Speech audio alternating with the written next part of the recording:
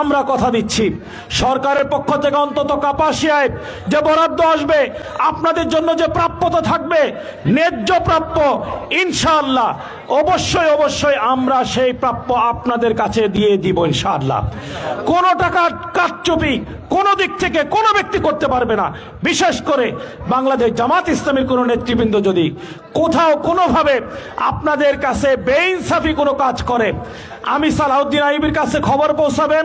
বাংলাদেশ জামাত ইসলামীর উপজেলা আমির এখানে আছে, আমি ওনাকে সাক্ষী রেখে ওনার সামনে কথা দিচ্ছি, কোন জামাতের কর্মী জামাতের নাম ভাঙিয়ে আপনাদের প্রতি জুলুম করার যদি চেষ্টা করে, হুমকি ধমকি দেওয়ার চেষ্টা করে, অন্যায় আচরণ করার চেষ্টা করে, ধরে বেঁধে পুলিশে দিবেন, জামাত ইসলামীকে খবর দিবেন, আমরা তার বিচার আপনাদের সামনে এই কামরা ফাজিল মাদ্রাসার মাঠে দাঁড় করিয়ে করবো ইনশাআল্লাহ।